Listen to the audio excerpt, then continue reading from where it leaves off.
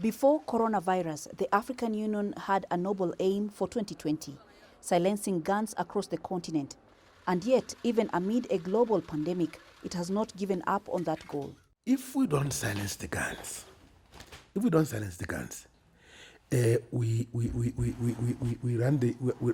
the risk of not achieving peace. If you don't silence the gun, you will not achieve durable peace. Without durable peace, you will not have democratic governance on a sustainable basis.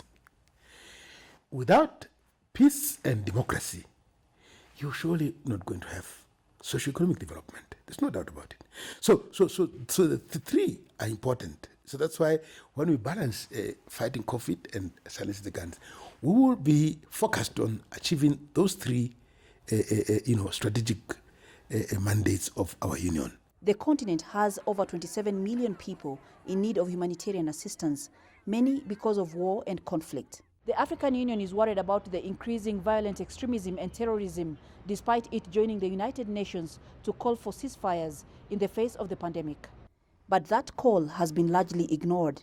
The Horn of Africa, that's with Al-Shabaab in Somalia, the Lake Chad Basin with Boko Haram, don't forget, the Chad Basin, Chad, Cameroon, Niger, Northeast Nigeria, all those, right?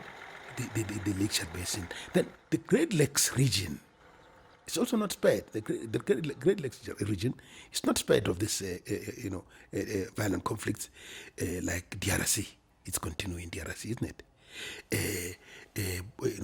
Burundi is not yet out of the woods, but DRC is really engulfed.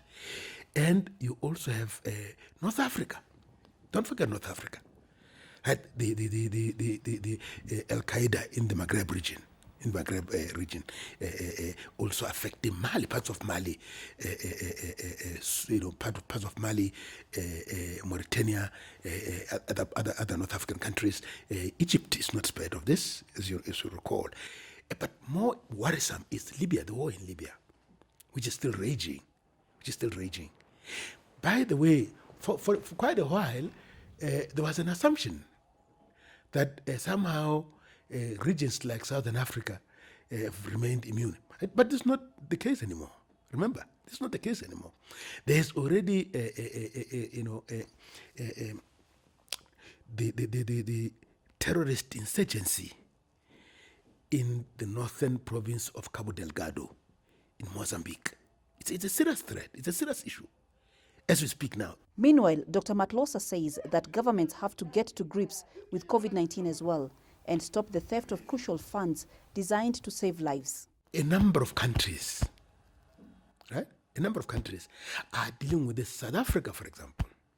Okay? South Africa is dealing with a huge amount of COVID-related corruption linked to procurement and other services linked to COVID-19.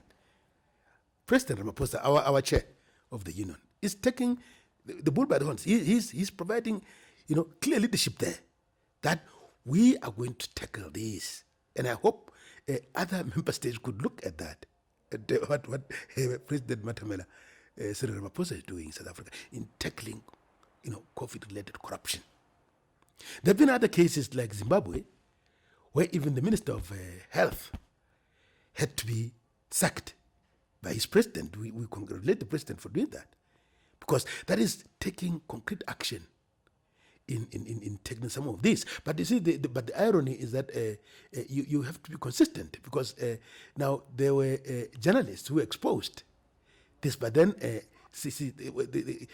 how the journalists then were arrested. See, you have to be consistent. There has to be consistency. And I think there was another case in Zambia, again with the Minister of Health. There were a number of cases in Nigeria, everywhere. There are a number of cases. I was just citing a few. To then make the point, coming back to your question, to make the point that it is not that Africa lacks resources. No. We have abundance, probably even overabundance, if there's a word like that, overabundance of these resources. But they are being abused. With conflicts, insurgencies, and lack of basic health care, Africa could pay the biggest price for COVID-19. And so it is little surprise that African Union is becoming more alarmed. The question is whether they can make any difference. Coletta Wanjohi, SABC, Addis Ababa, Ethiopia.